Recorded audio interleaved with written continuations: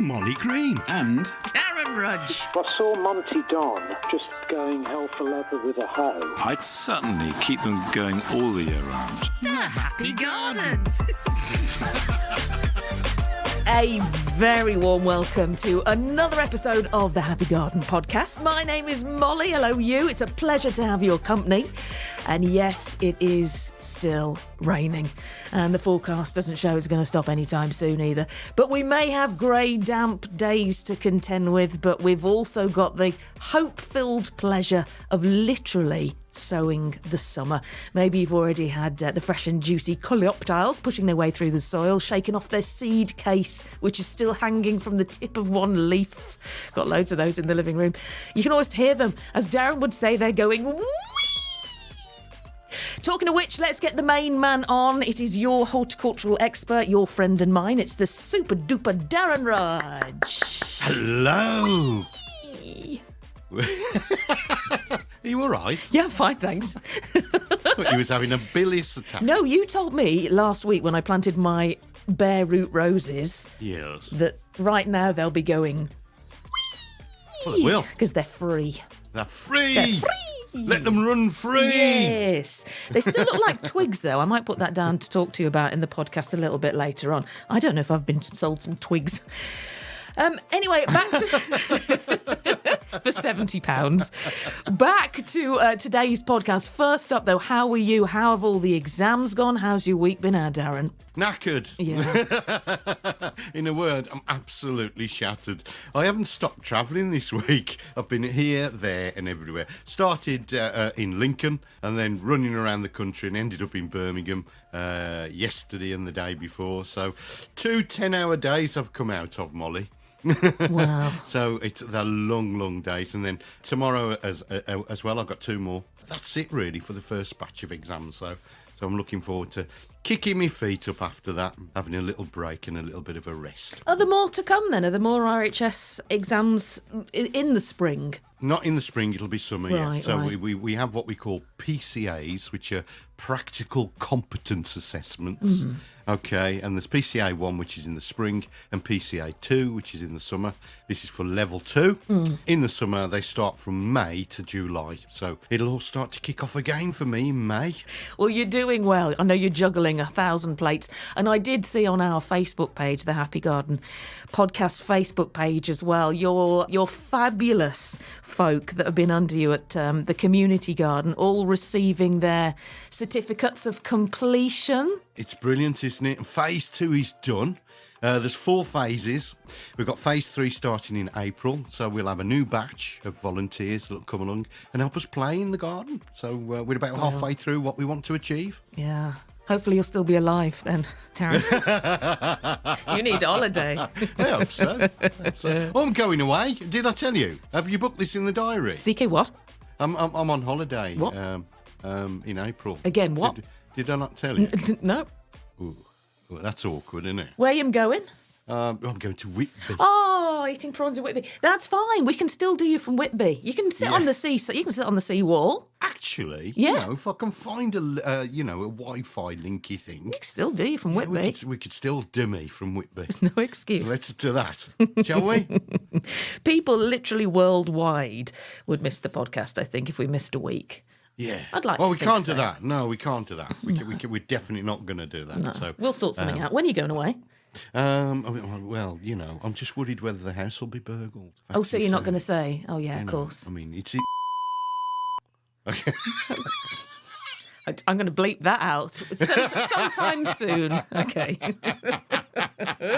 We'll sort something. It'll be fine. I'm It'll telling be you, fine. folks, there's not a lot to find. You're joking, aren't there? There's a brand new set of saucepans, which are not cheap, and there's also a 2-speed hammer drill somewhere knocking about. And Mrs. Darren was actually telling you before the pod how she was putting her DIY skills to the test, yeah, weren't they? Yeah, because you lost something down the sink and you kind of like flicked your wrist and said, do you mind finding it? Went out and she was under the U-bend for a good hour sorting things out. You got a good wife there, Darren, before she cooked your dinner. Oh, I hope she washed her hands. Oh, jeez. Right, let's get on with the podcast, shall we? We've done the pleasantries. Right. Yeah, let's do it. Let's do this thing. So the podcast for today. So, yeah, it's really grey and dank. Darren and I are recording this because, as you've just heard, Darren's got all the RHS stuff going on and I'm working this week. So we're actually recording this on Sunday. So you probably won't be listening to this for a week or so. But it's Mothering Sunday. It is disgusting outside. It's grey. It's pelting down. It's setting all day. It's like having a bag on your head, this greyness. But the podcast is hopefully going to lift that bag this hour. We are going to have a massive sprinkle of sunshine on the Happy Garden podcast today, because if there's one flower guaranteed to lift your mood and spread joyful cheer and bring us the first sort of real explosion of bright colour in the gardens this year, it's the daffodil. Sunshine on a stalk. We're going to be talking to the Daffodil Society a little bit later on, all things narcissi. You're doing some jobs for the week ahead and also what to sow and plant this week? Definitely, yeah. I think this is going to be a new slot, isn't it, for us? What's Darren up to in the garden? No, we need we could put it out there. We need a catchy title for the slot. Yeah, please. What's Darren doing? What's Darren doing in the garden? I'm sure we'll think of something better than that. What the hell's Darren doing? But, I'm going to profile what you could be up to in detail in your garden. Just perhaps one or two little things to be considering at that particular point in time. Yeah, because everybody is starting to sow and grow. And today, it being Mothering Sunday, I think this is kind of the start of the calendar year, isn't it, for garden centres and stuff. Today's when everyone goes to a garden centre to get plants and flowers. And then, they have that little spark of enthusiasm and things ramp up. What else are we doing? Oh, money-saving tips. Yeah, money-saving tip. And Andy Lound with his horticultural histories, and he's profiling the greenhouse today, the horticultural history of the greenhouse, which will be very, very interesting. So all that and more to come. All of this and more still to come on The Happy Garden. with Molly Green and Darren Rudge. Right then, my lovely, shall we kick off with some of your jobs for the week ahead? Yes. Now in the Happy Garden. Oh, I say, sweetie, this is my favourite bit. Time for Darren to be absolutely flabulous and regale us with his gardening jobs for the week ahead. Well, yes. Go, Darren, go. Right. Tidy up. That's it, jobs for the week. Yeah, just have a little bit of a tidy round, folks. It's that time of year, isn't it, where you get into the garden, you remove those leaves, any remaining leaves, cut back things now, so if you've left things for the birds and the wildlife over the winter period, just give them a really nice, decent sort of cut back. Your pelargoniums, you can take cuttings of them right now, folks. So 3-inch cuttings, 3 to 4 inches, cut below a leaf joint, remove those lower leaves, leave a pair of leaves on top and then pop onto some gritty compost. Put it back over the top on a sunny windowsill, and around about 5 to 6 weeks' time, you'll have a new pelargonium, folks. Weed and spread compost from your compost bin all over the borders and your vegetable patch. Great. Will do. Thank you, Darren. We'll do some more jobs for the week ahead towards the end of the podcast. Right, are you ready for a question? Of course, yes, as always. I have had a couple, actually 3 emails this week to my BBC email asking what the podcast email is. So I don't think actually we give it out enough, so I'll just do that now. If you want Darren's advice on anything, and it could be teeny, it could be massive. And don't worry if you think it is teeny, because everyone starts somewhere, don't they, Darren? Don't be embarrassed to ask anything. Yeah, no question's too small. Well, no question's too big either. But we've only got a certain amount of time. But no question too small. And if you're thinking it, somebody else is thinking it as well. So, especially at this time when everything is just starting to get going in the garden, isn't it? Yeah. And you're thinking, what should I do with this, and what do I need to do here? And just fly us an email. Yeah, absolutely. Please and do. Lots of people this time of year as well come into gardening, get inspired, as I mentioned earlier about maybe you've gone to the garden centre to get a Mother's Day plant and thought, oh, this all looks nice and smells nice. I wouldn't mind getting it. Lots of people this time of year are new to gardening and horticulture. So if you're one of those, yeah. It is The Happy Garden Podcast, which is all one word, The Happy Garden Podcast at Gmail, which is one word as well, Gmail, the letter G and then mail. The Happy Garden Podcast at gmail.com. All right, that will get you through, and then we can give your question to our Darren. Like Anne, lovely Anne with no E, She gets annoyed if you put any on it. All right, Anne. She says, Molly, Darren, I have 2 strelitzias. I've grown them outside in the summer and indoors in the winter. This one on the left I grew from seed given to me by someone who'd just been on holiday. It's trying to fight its way out of the pot. The right-hand one was what I thought was a plastic bird of paradise for pennies in a sale. Only the flower was plastic. The plant has grown and grown. What can I do to get them to flower? I did send you the pictures you on, did, didn't I, in the week? Yeah. It's just a massive picture. Oh, did I not compress it? Sorry. No. Anne, without an E. Yeah, you need to be patient with your strelitzias. I mean, if they're new plants to you, they will take 3 to 4 years before they actually start to produce flowers. They like to be pot bound. That's the other thing. So the fact that the one's trying to climb out of the pot is not a problem, because if you pot it up, then you've got another 3 to 4 years before it potentially might flower. Now, to get them into flower, what you need to do is you need to feed them. So you need a high potash feed. So your tomato food is as good as anything that you could potentially use, and you need to draw them into the light. So because they're house plants, we tend to keep them, in dark, shady places, but bring them into the light. Well, let them see the light, Anne. God, what's the light, Carol Ann? And start a feeding regime once a week, and that will force them into flower. That should force them into flower. But if they haven't been in their pots for more than 4 years, then you're probably wasting your time, because they do take a little bit of time to settle in, and it's like 3 to 4 years before they'll actually start to produce flowers anyway. Hope that helps you. Okay. There you go. Thank you, Anne. You're so funny, Darren. Whenever you mention the light and I shout that quote from The Exorcist or wherever it's from, you don't even reference it because you just hear me say it so often. It makes me laugh. The fact as well that isn't it brilliant that Anne bought this bird of paradise plant thinking it was plastic, but somebody cleverly had just isn't that clever to put a plastic flower in foliage to make it look better? That's genius. It's a brilliant idea, Yes. isn't it? Do you remember the lady that contacted us once and had been watering a plant and wondered why it wasn't growing? For years. For years. She bought it from B&M. Yeah. And we got her to tap it out the pots, and it was polystyrene. Polystyrene and plastic. She wondered why the water had been rolling off for years and not sinking into the soil. Oh, she was so lovely. And it took us about 3 weeks to get to the bottom of this. She'd sent us photos and all sorts. Oh, love her. They're very good, though. We'll do some garden centre chat in a little while, but my husband and I think, have been to maybe 12 now in the last fortnight, and I have gone a bit nuts, Darren. There was one in Leicestershire that we went to, had 20% of everything that particular day. I know it was I think it was their 20th anniversary, so it was 20% off everything. My God, I bought so much. And there was 50% off all the fake flowers and greenery. I went mad. I bought so many bits and pieces. The fake stuff these days is really, really good. And I did buy some flower stalks, some camellia flower stalks, and some baby's breath as well, and some other green foliage, which I will in the summer mix, or late spring, mix with real flowers or real foliage, or put in real plants to make that sort of display. Yeah, brilliant idea. It's great, isn't it? Yeah. Yeah, great stuff. They're very good these days. Yeah. Right, we will do Darren's money saving tips very, very shortly. I've also got Andy Lound on the way for you as well. What are we doing today? Greenhouses. I've got a list of what I lose track of what we have and haven't done with Andy Lound. We've done manure, haven't we? Yeah. We did that last week, didn't we? Yeah. I've got to come. I've got. It's a bit poo. I've got apples. Have we done apples? I have to listen back. I don't think we've done apple. Tulips, rhubarb, bushes. Bushes. The history of the bush. And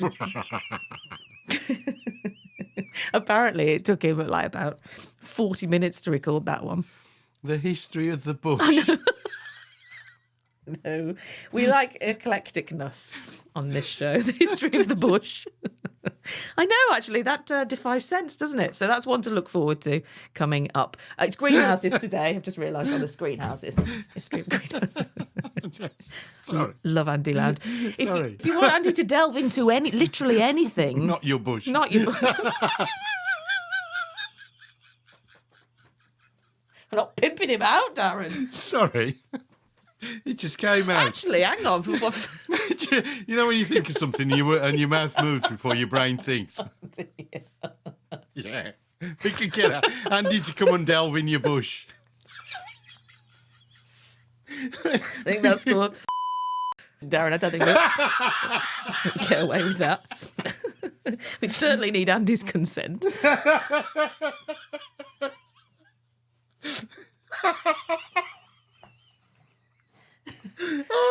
That's really not what he signed up for. Oh dear. It's not Radio 4, this, is it? It really isn't. And actually, I've just made a really good contact with the National Trust. So The National Trust. Let's just hope, let's hope they don't hear this section of this episode either. Right, where were we? Done here we one go. sheet. We've done Anne. Tears in my eyes now. Oh, now Daffodil Society. That is a little bit of class on the podcast now. So it is time for a sunny chat about the beautiful daffodil, the trumpet of sunshine. So I spoke to the Daffodil Society. I spoke to the lovely Jan Dalton, who is actually the archivist for the National Daffodil Society, and asked them just how they started. It was started in the West Midlands in Birmingham, at the Botanical Gardens in Edgbaston, and it was started by the idea of a man called Robert Sydenham, who is our founder. Robert Sydenham was a local entrepreneur and businessman and had a jewellery business with his brother in Tenby Street in Birmingham. But he was also a keen plantsman. He liked growing carnations and sweet peas, and in particular, he liked growing daffodils. And eventually, he got in touch with the Birmingham Botanical Gardens and spoke to a Professor Hillhouse there, Professor William Hillhouse. And from 1893 to 1898, there was a show held in the Botanical Gardens. And from that show, the idea stemmed that they ought to form a Daffodil Society. And so between the two of them, they did what is now called the Daffodil Society, but in the days when it was born, it was called the Midland Daffodil Society. So it is national. I mean, there's a huge national interest, and obviously always has been, in these beautiful flowers. Yes, well, it's not only national, it's international, actually, because we have members all over the world. We have members in America, we have members in New Zealand, Australia, Holland, Japan, South Africa, literally all over Europe as well. You know, it is an international organisation. What kind of members do you have, Jan? I mean, obviously people who love Narcissi daffodils. Do you have professional growers, just enthusiasts? Yes. What sort of people come to you? We have quite a mix, really. The professional growers, as you say, are the people who have specialist nurseries and specialise in selling daffodil bulbs. And they've always been a part of the society because in the early days, we used to have trade stands at the show in the Botanical Gardens, and we could have anything up to 30 trade stands displaying all sorts of bulbs, you know, like things like hyacinths and tulips, but obviously a preponderance of daffodils as well. But the general membership, generally just amateur gardeners who love daffodils, love growing them, and they like to show them to the public and like to show them to other growers. And so the show was born, and that's one of the objectives of the society, is to hold a show every year so that people can marvel at the new varieties that come out every year. How many varieties do you think there are? Well, since daffodils were first started to be recorded and registered with the Royal Horticultural Society, I think the figure stands at about 32,000 at the present day. Wow. And that's over a period of about 120 years. You know, it's quite a staggering number when you consider, you know, how many varieties there are. Granted, a lot of them are no longer with us. They've passed away and been superseded by newer and better and bigger varieties. But in general, amateur breeders are breeding probably somewhere in the region of about 150 new varieties each year that come into the RHS's register.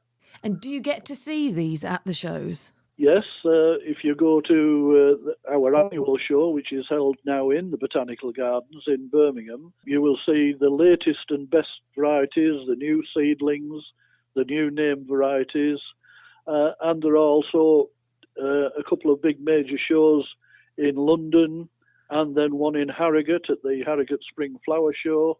And of course, in the West Country and Lincolnshire, there is also a society show that you can go and marvel at these new daffodils. Jan, talk me through a show. I've never been to a daffodil show.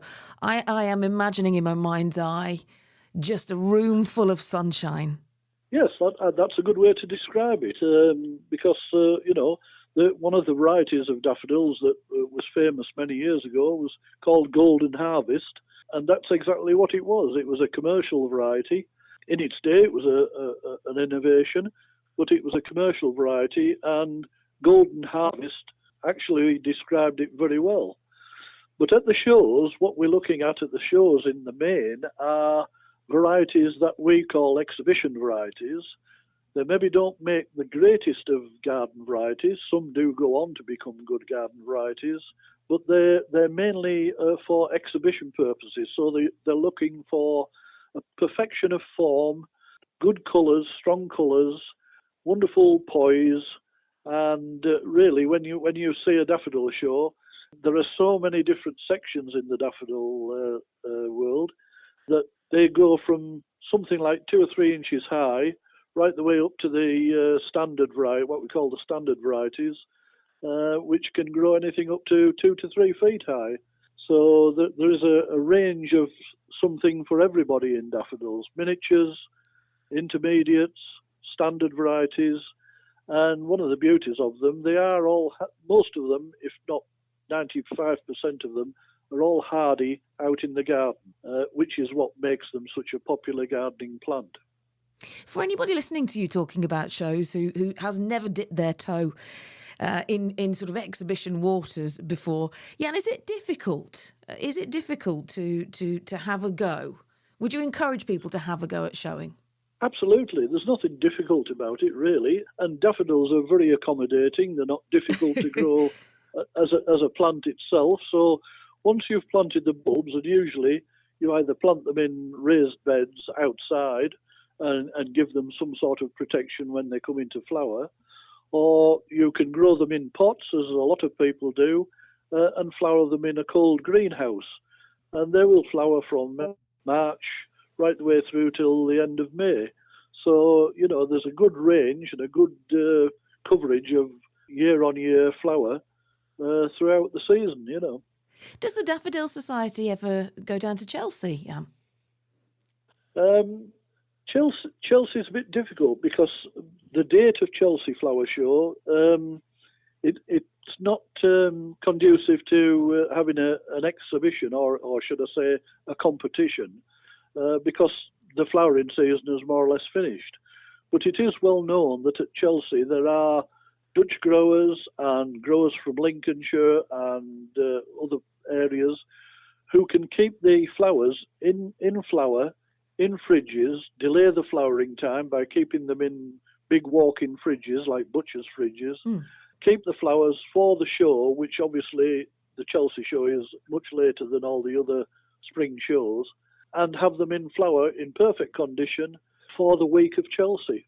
It's a very, it's a difficult art to master, but one or two have done it very well, like tailors of Lincolnshire, Johnny Walkers of Lincolnshire, and before them there was Michael Jefferson Brown, who used to stage an exhibit of daffodils there every year for about 25 years. And as a final question to you, Jan, what's your favourite variety? Well, my favourite variety is actually what we call a species daffodil, which is, there are about 85, 90 species, and of those species, probably about a couple of hundred forms or varieties of them, subspecies. But one of my favourites, if not the favourite, is a thing called Narcissus cyclaminius. And it has a Latin name simply because it is the botanical name. And being a species, all the species are referred to by their Latin name. So narcissus simply means daffodil. Narcissus is the botanical term for daffodil. And Narcissus cyclaminius, as it might suggest in its title, has a flower that has swept back petals. It's golden yellow petals and yellow trumpet. Grows to about 6 to 8 inches high and is a native of Spain and Portugal. And it's one of the most beautiful, long-lasting varieties in the garden and has been one of the most prodigious parents in breeding hybrids that can last anything up to 6 weeks in the garden in flower. It sounds beautiful. Jan, thank you so much for joining us on the Happy Garden podcast and talking all things daffodil. I think you being involved with daffodils must make you so happy. They're just the happiest flower, aren't they? Absolutely. And they bring joy wherever they go. Jan Dalton there, archivist at the National Daffodil Society. And he's right, isn't he, Dazzler? They're just so joyful. You know, Molly, they are the sunshine on a stick, aren't they? Yes! They just make you smile. That's you know, nice. and you get that perfect spring morning, don't you? And then you've got the daffs out, and it's gorgeous, isn't it? Yeah. Absolutely gorgeous. I don't know if they are. I don't know what kind they are, but we've got some in one particular place in the garden. They almost look plastic. They're really big and really thick, and they don't look real. They're so perfect. Just love them. And the Daffodil Annual Society show for 2024 is on Saturday, 20th of April, and Sunday, the 21st of April as well, at the Birmingham Botanical Gardens, Westbourne Road in Edgbaston in Birmingham. More details at thedaffodilsociety.com. Well, do you know, Mol, when I was training, there's something like 50 different divisions of daffodils, narcissus in other words. When I was doing my initial training, my lecturer walked in one day and he just laid them all out on the table and he said, right, today's lecture is daffodil identification. Off you go. And that was 6 hours of us trying to identify these things. How did you get on? I didn't do very well.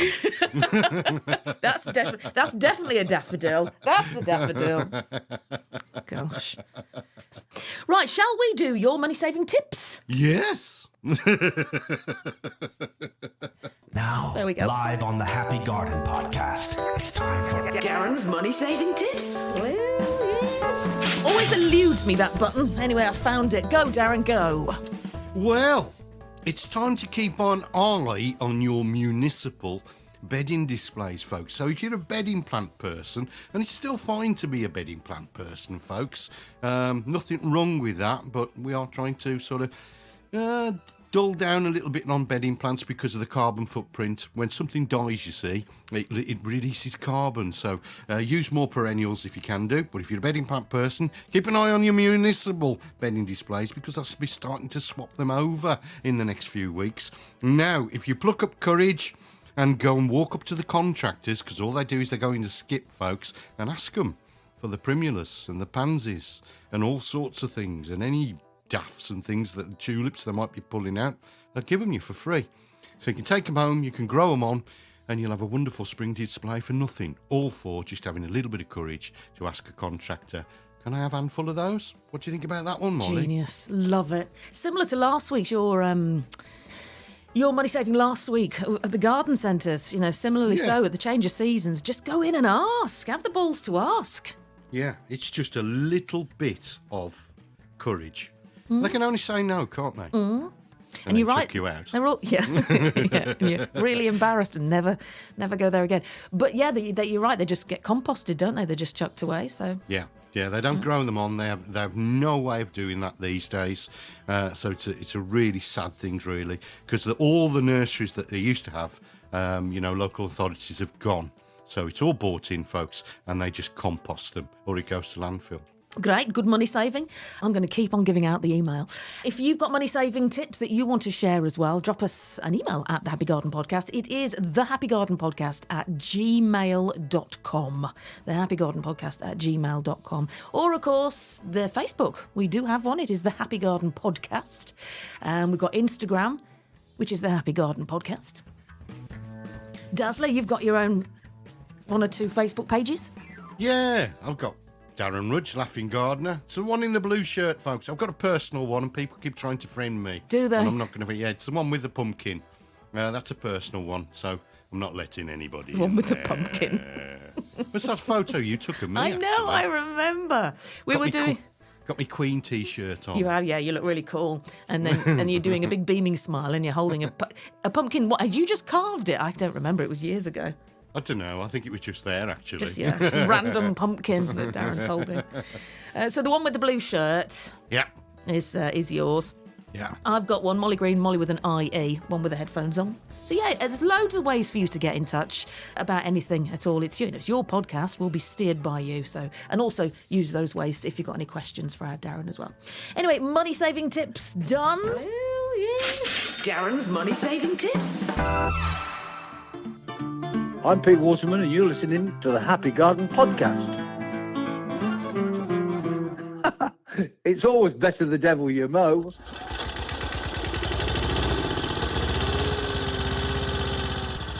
Darren, I'll tell you what has been absolutely beautiful. I meant to mention it a couple of weeks ago, and I lay in bed the other day thinking, I've got to talk about this. Around 5 a.m. for the last 2, maybe 3 weeks, we have a song thrush outside the bedroom window singing its heart out. It is the most beautiful dawn chorus already. It's a bit rude, isn't it? What do you mean?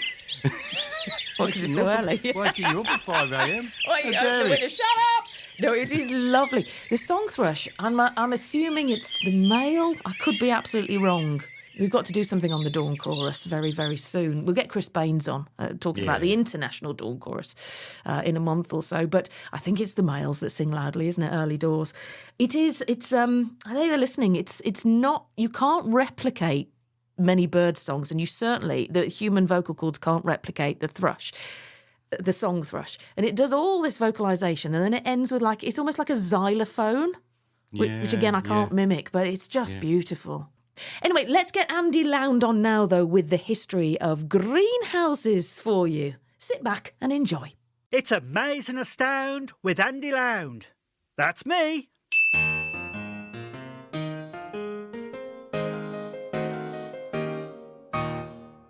Hello, Molly and Darren. Today I will embark on a journey through time to explore the fascinating history of greenhouses. It's a tale of ingenuity, innovation, and the pursuit of sustainable agriculture. Our story begins centuries ago in ancient Rome, where the concept of growing plants in controlled environments first took root. See what I did there? Wealthy Romans sought to indulge their taste for exotic fruits and vegetables, leading to the creation of rudimentary structures called specularia. These early greenhouses were essentially transparent walls that allowed sunlight to nourish the plants within, offering a glimpse into the potential for controlled environments for agricultural purposes. Fast forward to the 17th century, a time of great scientific and technological progress. European botanists and gardeners were eager to experiment with exotic plant species from distant lands. Enter the orangeries and pineries of the time, structures designed to protect citrus and pine trees from harsh climates. These buildings marked a significant leap in greenhouse development, showcasing a growing understanding of the relationship between light, heat and plant growth. The 19th century saw a greenhouse revolution with the advent of glass manufacturing techniques. This allowed for the construction of larger, more efficient structures. Sir Joseph Paxton, the visionary behind the Crystal Palace, demonstrated the power of modern greenhouse design during the Great Exhibition of 1851 in London. His architectural marvel not only showcased innovation, but also highlighted the potential of greenhouses in advancing agriculture and horticulture. This led to the boom in greenhouse design, especially Victorian ones, some of which are actually preserved these days. As the 20th century dawned, greenhouses evolved into sophisticated structures, incorporating advanced heating, ventilation and automated systems. The Netherlands emerged as a global leader in greenhouse technology, pioneering the use of hydroponics and introducing the world to the concept of controlled environmental agriculture. These developments played a crucial role in ensuring year-round production of crops and addressing food security concerns. In recent decades, the environmental impact of traditional agriculture has spurred renewed interest in greenhouse technologies. The quest for sustainability has led to the rise of energy-efficient greenhouses equipped with state-of-the-art climate control systems. These modern marvels utilise renewable energy sources, precision agriculture techniques, and even smart technologies to optimise crop yields while minimising the resource used. Now, have you heard of the haunted greenhouse? Well, in the USA there was a story that at certain times of the day, ghostly figures could be seen through the windows of a greenhouse. Yet there was no one there.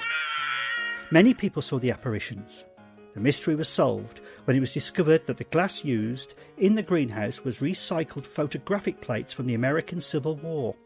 In fact, at one time there were so many old plates that many greenhouses were constructed with them.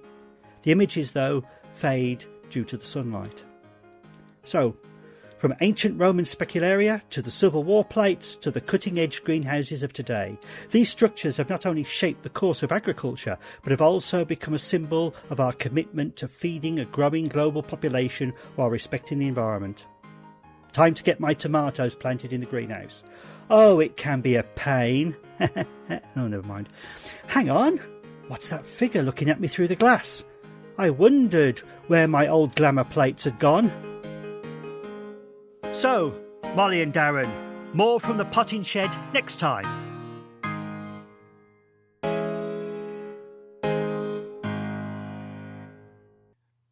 Andy Lound, everybody. Yay. Thank you, Andy. He's not a pain at all. Hey, you know what, Molly? When they knock down churches, and I'll send you some photos of these, they are recycling the stained glass into glass houses, into greenhouses, in other words. Yeah, there's some really, really unusual pictures. Community gardens, they're actually donating these stained glass windows to community spaces so that they can have a greenhouse. It's made from the glass windows, the stained glass windows from the local churches. Oh, I bet that's beautiful. It's absolutely stunning. I'll send you a picture in a while. Yeah, do. And, I'll show you exactly imagine when what the I mean. light catches that. Oh, it's gorgeous. Yeah. Absolutely gorgeous. It's an absolutely brilliant idea, Different. isn't it? Although Yeah, I bet really little different. Tommy is not allowed to play football. No. Anywhere near. Oh, lovely. Yeah, send me that and we'll stick that up on the Facebook page for when this pod gets released. Great. Yeah. Great. Andy Land will be back next week. He might be doing bushes next week. Don't know. Might not. Anyway, listen, we see you in 3. Yes, please. Yeah. If that's all right. Yes. Are we allowed a break? Yeah, I'll just edit the break out. It's fine. All right, then. I have the power. I've gone for my next cup of coffee there. Yeah, yours sounds empty and mine's also empty, so... See you in a bit then.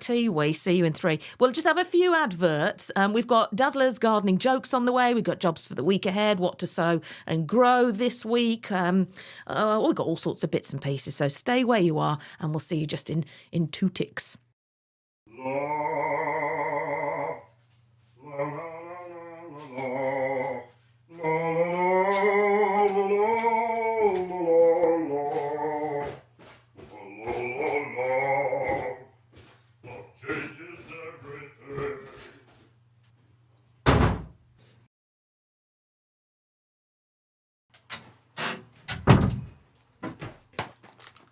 Are you back? I am back. Ooh, I've got further to go than you. Get a coffee. I had to go down the spare room to get some additional milk. What's additional milk? I like, as you know, the Oatly Barista, the grey one, but it's long life. Yeah. I don't like the chilled one. Let me just turn the heater off. I don't like the chilled one that much. I like the long life one. So it was 50p off the other day in all the supermarkets because I think it's like £2.10. In fact, no, it was 70p off. So it was £1.50. So I stocked up and I bought about 60 and they're all in the spare room under the bed. Yeah. Really needed to know that. Spare room under the bed. Yeah. It's where I keep my stash, man. My stash of Oatly. Do you know what I was thinking? I was waiting for the kettle to boil. What was that? What my bare root roses will have been singing as I opened the bag they came in. What was that then? What were you thinking? Please release me, let me grow. That's as far as I got. No, I love you. That's the wrong song, isn't it? Because I love you. Yeah, because please release me, let me grow. For I don't love you anymore. I do need to ask you about my bare root roses. I did buy them from a very reputable place. But they are just literally twigs. There's not even a sign of a bud on them. Is that right for this time of year? Yeah, that's what they are. They're twigs with roots on. As long as they've got roots on, you're fine. Well, yeah, but I don't know if the roots are dead or alive. And all the other roses I've bought from garden centres lately have got some leaves and buds. No, they'll be fine. Sure. As long as you planted them. How did you plant them? Have you got them in pots or in the ground? In the ground. In the ground. So did you plant at the nursery mark? What? No, really, what? So these bare root roses that you bought, okay, were in a field. So they've been dug out of a field, and where the stem went into the ground, there'll be a change in colour on the actual stem. So yes. So it was brown to green. Oh, yeah, no, I did plant up to that, yeah. That's it then. Yeah. So they'll be all right, they'll be fine. One of them I lost patience with by the shed, because there's so many roots there. And I know you're supposed to dig really far down and put lots of well-rotted this, that and the other and grow more and whatever. I didn't really. I just lost patience. But the roots are covered. It'll be fine. We'll be fine. They don't need food around their roots. Okay. So this is the other thing that, as a horticultural lecturer, we don't tell people to put food around their roots anymore. Because this is my fish and chips in bed analogy, Molly. Oh, yeah, go on. Because if you was in bed and somebody bought you fish and chips, Nice. okay, Yeah. would you get out of bed? No, mate. No. No, mate. No. I'd Because you've got ask for the everything you need. condiments to be brought to the bedroom. So you've got everything that you actually need, and this is the problem with putting food around the roots of plants like trees in particular and bare root roses, because they'll just sit there. They've got everything they need rather than searching for the food. Oh, they haven't got to try. Which gives them the ability to produce a root system. They just sit there because they think, wow, Makes this sense. is great. Yeah. That makes Of course sense. it makes sense. Sorry, that was really rude of me. You're right, Darren. Yeah, no, that is good. So next time I plant something, I won't put be any so food kind around. to it. Yeah. Certainly don't put any compost in the bottom of the hole anymore. We don't do that for a number of reasons. Because number one, as I've just said, they don't search for food if it's already there. Plus, the compost breaks down, and then you've got an air gap which can fill with water. Oh, yeah. And if you've got something heavy on top of it, like a tree, it actually drops. So it drops in the ground, and then you've got water that flows into the root system, and it can just sit in water, and it can kill the tree. Yeah. Now, our Dazzler Pants, a few. Again, we need a little catchy title for this slot as well. I thought we'd do like a listener update slot, a few bits off social meds, which is what the young people call social media. Social meds. That rhymes with weeds. I'll get the houseplant band onto that. Yeah, please do. Okay. I mean, can he? I've got a suggestion for the houseplant band. Mm-hmm. I think it just needs a little percussion, perhaps tambourine or Well, but as you cymbal or might have something like that. heard last week that the allotment people nicked his. They waited till he was high on paraffin and nicked his swanee whistle and kazoo. Although, hang on, look at my pen pot here. Oh look. Oh no. Oh, how'd you kazoo? How'd you play a kazoo? How'd you play that then? How'd you play a kazoo? How'd you play a kazoo? It's just a piece of plastic. Oh, there we are. There you are. And then also in here is one of these. That sounds like a demented Sooty and Sweep. Sounded like Sue, really, didn't it? Anyone would think I'd stolen those off him. But you're right. If we get a bit of percussion going, then we'll do we'll do a musical introduction to this slot. But listen, on a serious note, long-term listener Margaret and Lisa, her daughter Lisa, they have been listeners to Darren and I for like a couple of decades. Do you remember Margaret when I thought I had left the BBC and oh no, she did it to you as well when she thought we were both leaving. Margaret sent us birthday cards and Christmas cards for the next 5 years. Yeah. Didn't she? Yeah. She's just the most lovely lady. Anyway, she dropped me an email on the Happy Garden podcast email. She's in hospital and she's quite poorly at the moment. And in fact, her birthday will have gone by the time this podcast is released, but it's her 80th birthday on Tuesday. She was really hoping she'd be back home, but she will still be in hospital. on Tuesday. Okay. So, which is really sad, but I'm sure all the nurses and doctors will be fabulous to her. But if we could just give her a little quick happy birthday to you. Happy birthday to you. Happy birthday, dear Margaret. Happy birthday to you. Happy birthday, Margaret. Yes, I'm sorry you're in hospital for it, and I'm sorry. That sounded a bit demented. It was stupid. It did sound stupid. I was just about to explain. We've got a bit of a delay still on the line, so we can't really sing together, can we? You might have noticed. The laptop's working, by the way, that I spilt the Growmore on. Oh, have you got the new... Is this what we're on? No. Oh, right. Because this is my laptop, which I couldn't afford but bought. It's here to my right. And I'd only had it 2 weeks. And then I was washing my plants a couple of weeks ago and with liquid Growmore, dropped it on the laptop. And all the forums said it would be £1,000 to repair. I cried a bit. Anyway, I left it to dry for about 4 days. It has turned back on. So I very, very quickly bought Apple Care from the laptop, which I hadn't bought before. You've got to buy it from the laptop to prove it's working before you can buy it. Anyway, so I bought that. And I have been told that it will give up because it will have gone into the circuit board and the motherboard and it'll give up soon. But, anyway. What was I telling you that for? I don't know. No, I don't know. I'd gone to sleep. Shut up, Darren!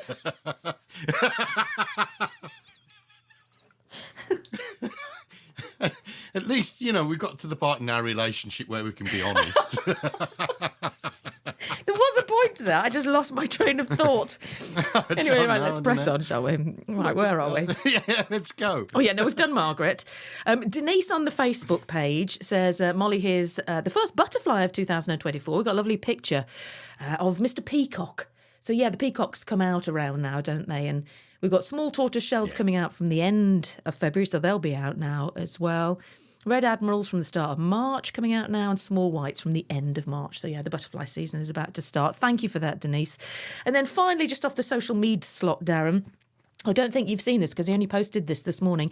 Darren, not you, another Darren, said, Molly, had my rabbit cremated last year and the vets gave us some forget-me-not seeds, which I thought was a lovely touch, and I'm going to get the grandkids to plant them in trays this weekend. Our vets have started doing that. It is a lovely touch, isn't it? Oh, brilliant. Forget-me-nots, you can plant in trays, Darren. Or you can put them straight onto the ground because they're a hardy annual. So you can sow them directly where you want them to flower. But either or, get the children involved. It's lovely, isn't it? Yeah. And what a way to remember a valued pet, a pet that's been part of your life. It's great, absolutely excellent. And what a lovely thing for that vet to do. Lovely, isn't it? Yeah. It is a really, really nice touch. With the seeds, is it a bit early to put the seeds outside right now? Should you wait a few weeks? No, not at all. No, not at all.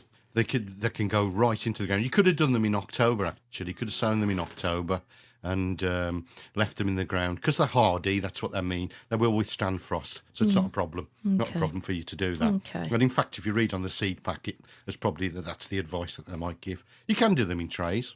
It's not a problem, but they don't really need any heat or anything. Shall we do your yet-to-be-titled Darren Sow and Grow slot? Yeah, Shall so we? we need a title, don't we? We do. So put that out there. Put that out there. We need a title for the social meds, and we need a title for Darren Sow and Grow. Let me get you a nice bit of music. Hang on a second. What have we got? Look, there's no question about it. Molly Green is the real deal. Oh, dick. That's not the button I needed. Honestly. What? What has... There's so many buttons. So many buttons that make me laugh. Here's the doorbell.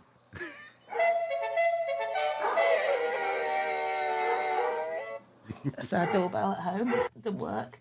Hang on, I do have some nice music. I just need to find it. What about that one? That's all right. Is that nice? Yeah, that's okay. All right, yeah. you can have this one then. Yeah. All right, ready when you are.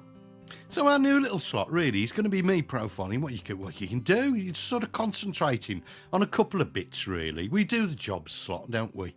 and I sort of ramble through a number of jobs you're going to be up to, but we thought it might be nice just to concentrate on just a few and explain how to do these things and get the most out of your garden plants. So there's a bit of money-saving tip as well as some practical gardening advice. Now, what my students have been up to this week is their practical exams, and one of the things that they've actually had to do for their practical exams is to divide plants, and it's a really, really excellent time for you to do that, folks, and to actually get more from the initial plant that you actually bought. So when you buy a herbaceous plant, now let's just clarify that you've got shrubby plants, which are these things with woody stems. You know, they've got bark on, they've got woody stems. You can't really divide them. There are some shrubs that you can divide, but you can't really divide them. It's these fleshy plants that we love, that we're looking at here. Your hostas, your foxgloves, all those sorts of things, phlox and asters.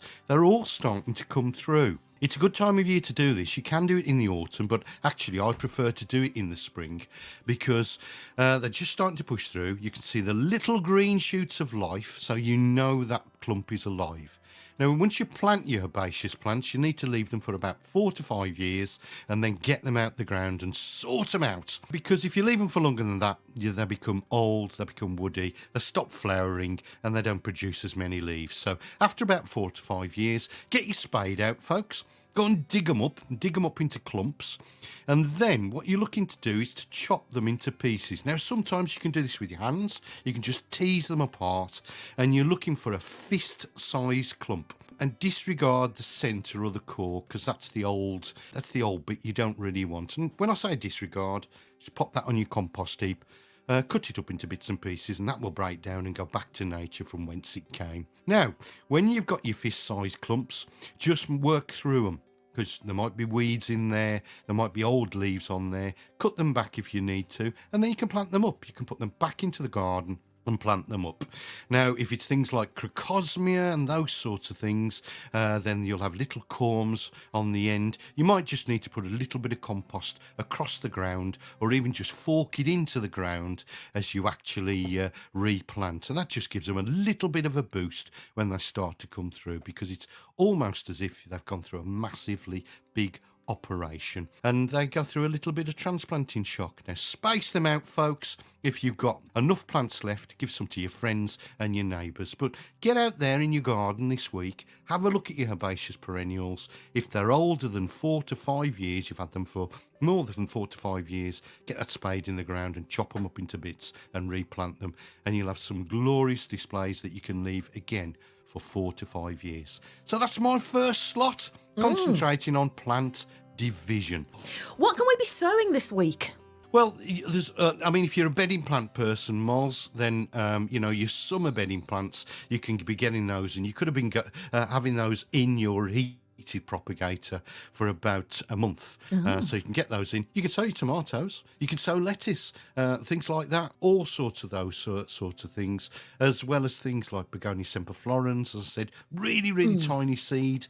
So remember, if you've got really tiny seed, almost like dust, you need to put them into a carrier so that you can actually sow them. And what that is that's really, really fine sand. You can use wallpaper paste if you haven't got sand. You just drop some wallpaper paste into like a dish or a saucer, tip your packets of seed in there, and open the seed packet up, because they're so microscopic that they might be hiding in the corners of the seed packet. Just tip them in, mix them around a bit, and then sow the actual wallpaper paste or the sand so you know where you've sown. And then you'll have your begonia semperflorens coming through in about 3 to 4 weeks' time. There you go. Great. All right? Yeah, more than. Oh.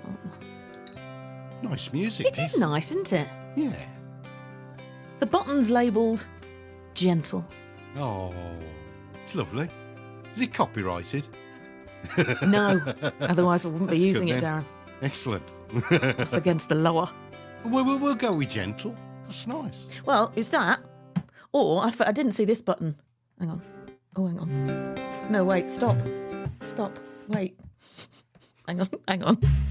There we go. Oh, no. Now this is you. Yeah. It's a bit of you. Yeah. This can be our sow and grow, or whatever it's going to be called. What's Darren doing? Bed. Yeah. listen to your voice. You go all weird as soon as I put... It's way down low, isn't it? Right, 1 sheet's done, 2 sheets done, and 3 sheets done. We're on the last sheet. Last sheet? Last sheet. We haven't talked about the major horticultural news this week. I've printed it off. The Sycamore Gap. New life springs from rescued tree. Yes. News, which is amazing. Yes. Do you want me to read a little bit that's from the news, or do you want to chat about it? Well, you can read a bit from the news if you like, Okay. but you know, it's obviously it's massive, isn't it? Yeah. It's wonderful, wonderful news from what was a really, really vicious act of vandalism. Pointless. Pointless, totally Yeah. and utterly. Well, the bare bones, this is from a BBC article online this week. BBC News have said the new shoots on a rare visit to the secret National Trust Centre protecting the seedlings have brought joy. Now, of course, this tree, as Darren said, was just mindlessly cut down. I think it was back in September, wasn't it? This tree that used to be nestled in a gap in Hadrian's Wall. There was a national outpouring of shock and dismay as it was felled. Yes, here we are, September. Police have bailed 2 men. They have got 2 people, and they're investigating what happened at this deliberate act of vandalism site. But young twigs and seeds thrown to the ground when the tree toppled were salvaged by the National Trust, which cares for the site with Northumberland National Park Authority. So the Hall of Fame at this little seed bank at the secret location in Devon has got copies of the apple tree that Sir Isaac Newton said inspired the theories of gravity, and also a 2,500-year-old yew tree that witnessed King Henry VIII's relationship with Anne Boleyn in 1530. There's all these backup plants there ensuring the nation's heritage in case of outbreaks of disease, devastating storms, or an attack on trees, which is what happened to the Sycamore Gap. And just to sort of summarise what happened, when the tree came down, there was a local horticulturist, Rachel Ryer, who sprang into action, scrambled over the damaged tree and the wall to collect young twigs with buds, vital raw material for grafting genetic copies of the tree. It was drying out fast, Rachel said. We saved what we could. Oh, bless her, she said she was standing behind Hexham Post Office thinking nobody in the country knows I'm carrying what's left of the Sycamore Gap tree. She had 5 bags of twigs, seeds and a few leaves, which arrived in Devon at 9:30 the next day. And then by 3:30, grafting was done, 20 pieces grafted. And yeah, they're absolutely praying that they will now have the descendants of the Sycamore Gap tree. 5 months on, they're looking after 9 surviving grafted plants and 40 to 50 seedlings. And she says literally after the first one came up, carrying the small pot with a 10-centimetre green shoot, people have cried when they've held this. And this is next to a rhododendron seedling, which is the only known one in the world. This greenhouse must be magnificent. Darren, there's so much to talk to you about there. First, grafting. That's incredible that they've managed to graft bits onto, other bits of other trees? I don't even know how it works. No, it'll be a root stock of a sycamore. That's right. That's what happens. So the scion material is the bit that you want, and then they'll graft it onto a root stock, which will be a sycamore, and that will give it a really good, strong root system. And we're looking at cambium here, which is this layer just below the bark. So when you graft something, you need to get the cambium on the rootstock to actually match and marry with the cambium on the scion.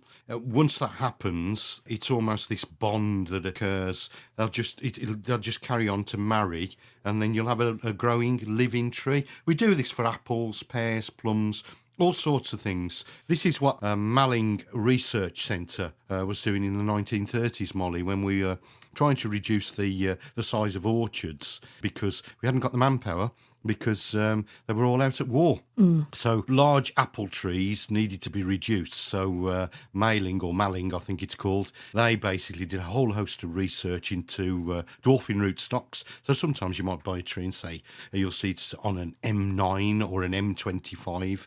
That's the particular rootstock, and it means that this tree will only get to a certain dimension, a dwarfing dimension. You'll still get fruit from it, and probably the same amount of fruit, but actually it'll be easy to maintain. You can put them into smaller spaces, and you can do all sorts of things with rootstocks. It's really, really fascinating when you get into it. But that's what's happening here.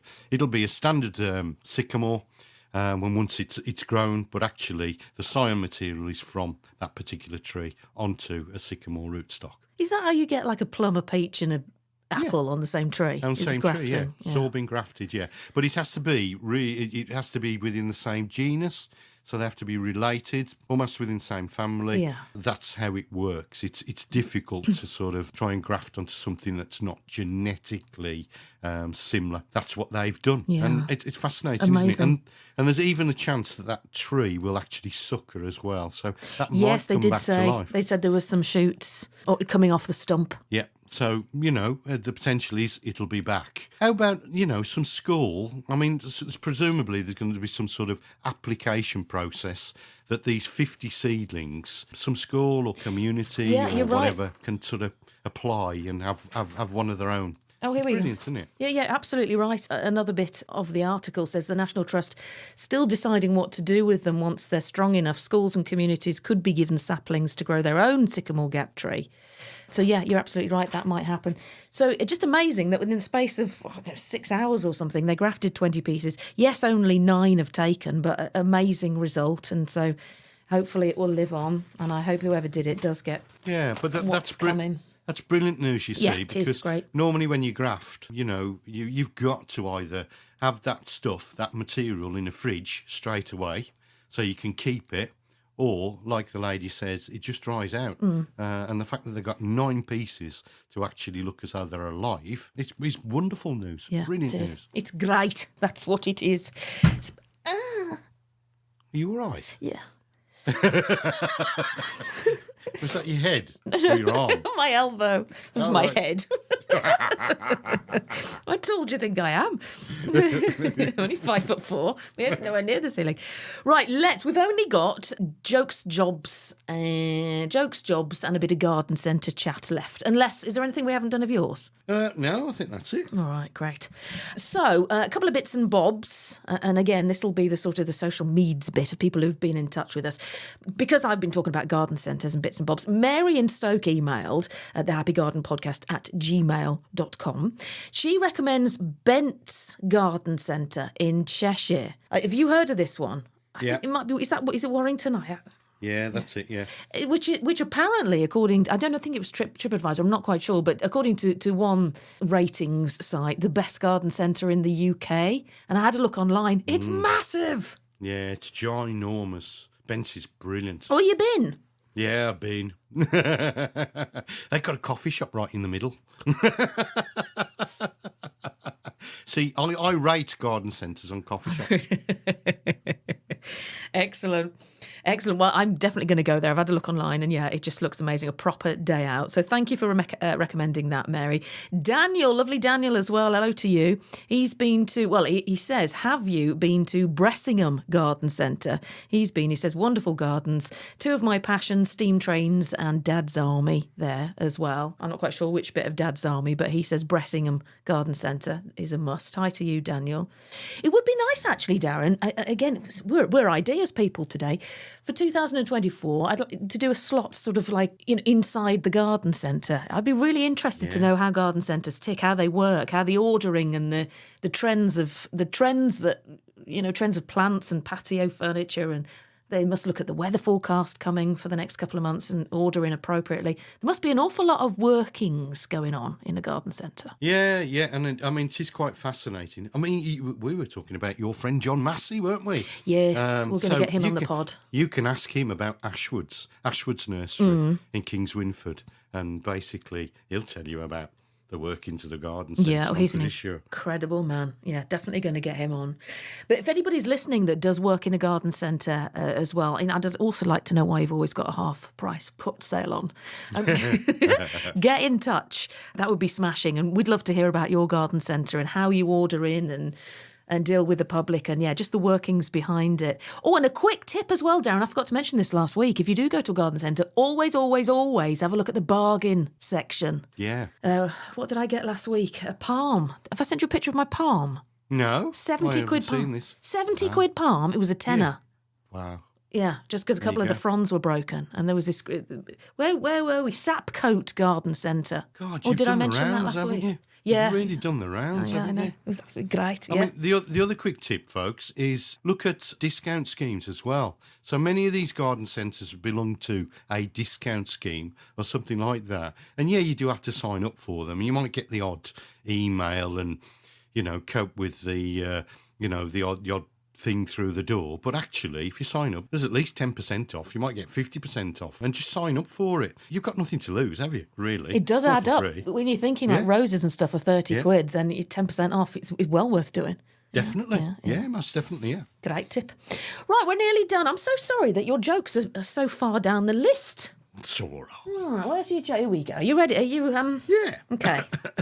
You haven't built this up too much like you normally do, so I think you might tell me off worried. for the first one. We'll see where we go with it. I'm bitterly disappointed there's no potato jokes this week. All right. But you know the punchline. It's about time for some Alan Titters. Brace yourself for your gardening jokes of the week from Darren Rudge. Yeah, yes, I do. Okay, then, Darren, let's be having you. Right, Molly. Recently, I joined an allotment group of naked gardeners. Oh, ace. Okay, I have to admit, I was a bit worried about it. But it was hard for the first day. But after that, it was okay.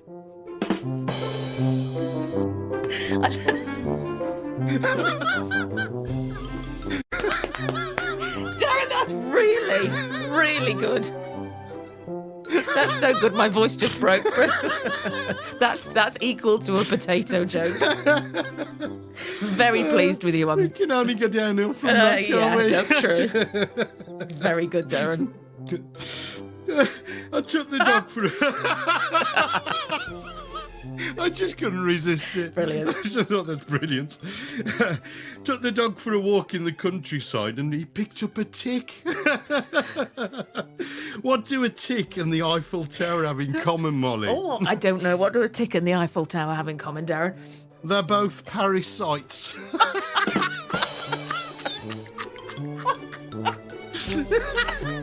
Darren, you're surpassing yourself.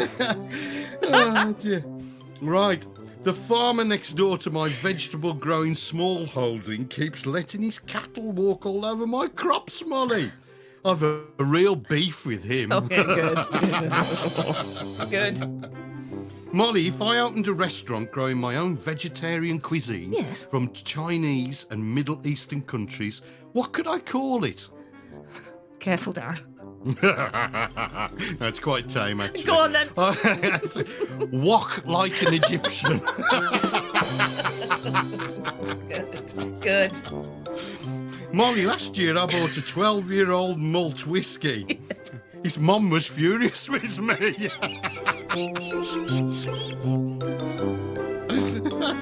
I don't get it, but I'm still laughing. I bought a 12-year-old malt whiskey. Oh, I see. Yeah, no, I do. Now you've said it again. And finally... Oh, yes, another one. I don't mind cold weather when I'm working in the garden, but only to a certain degree. Darren! That's possibly the best batch of jokes you've ever done. Really? Even without the potato. I've set a precedent now, haven't I? Oh, Darren.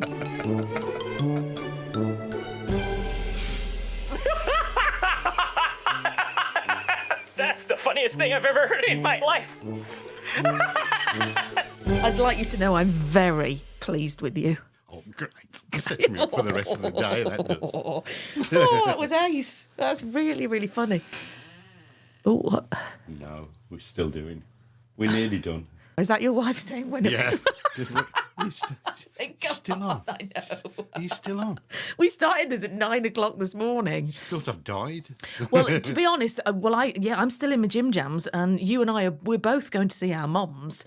My sister's cooked a chili con barmy with jacket potatoes. Looking forward to that. So yeah, when there's food on the table, you can't really be late. So we probably ought to wrap things up. Are you being cooked for? What a stupid question. Yeah, well, I don't know what's on the menu. No, I'll of course just you ask for don't. the menu. Or have you cooked and you're taking something round for your mum, Darren? No. We love you. Shall we finish with some jobs for the week ahead and then we can both get dressed and go out? Why not? Are you dressed? I didn't ask. No, I'm still in my gym Yeah, jams. am I? I'm in my lounge pants. Linge pants. All right. Yes. All right, then we'll do some jobs. Now in the Happy Garden. Oh, I say, sweetie, this is my favourite bit. Time for Darren to be absolutely flabulous and regale us with his gardening jobs for the week ahead. Well, yes. 3, 2, and 1, go. So, if you're not already done so, prune your summer flowering clematis, folks, before they start to develop that new growth. Plant lily and gladioli bulbs in 4-inch deep holes.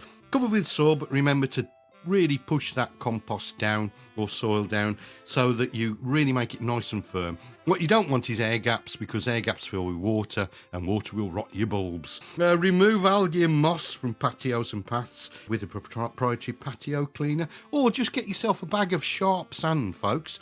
Scatter that around the path and then just brush it, and it really acts as a deterrent for algae and moss growth, and you'll just literally sweep it away. If you're ordering seeds from plugs from your seed and mail order companies, do it right now. It's a little bit late, folks, so it's getting on. So get them ordered pretty soon. Start off your seed potatoes by standing them in seed trays with eyes uppermost on a sunny windowsill. And for an early crop of strawberries, bring those pots into your greenhouse right now. Great. Podcast 28. Done. 4 sheets done. I think we made a fister today. Yeah, brilliant. Although our other halves are both like tapping their watches in the other room. We have chatted a bit today, haven't we? Yeah, just a touch. Well. We only get together once a week. Yes. Yes. Have a little natter here, there and everywhere. Yeah. Well, yeah, we've caught up quite a bit today, haven't we? Quite a goss. Yeah. I think we've done quite a bit of planning, haven't we, for the pod? Yes, I think so. I'll get onto the new slot production. Lovely. Yeah. All right. I'm glad you like the naked gardening joke. Oh, that was that. Yes, I'm going to tell my mum that when I get to her house. Oh, that is my mum. Did you hear that, Diggs? Where are you? Go on. Where are you? Right, let's get dressed and go ski. Thank you very much to everyone for listening to the Happy Garden podcast this week. And happy Mother's Day. I know by the time this comes out, Mother's Day will have gone, but happy Mother's Day anyway. And Darren, have a lovely day, and we'll see you for the podcast next Friday. Thank you. And happy gardening, folks. Have a great time in the garden. Try. Bye! You've been listening to the Happy Garden Podcast with Molly Green and Darren Rudge. If you'd like to send them an email, get in touch with the Happy Garden Podcast by emailing thehappygardenpodcast@gmail.com. Follow them on social media. Just search for the Happy Garden Podcast. Can we say Happy Garden Podcast just one more time? The Happy Garden Podcast.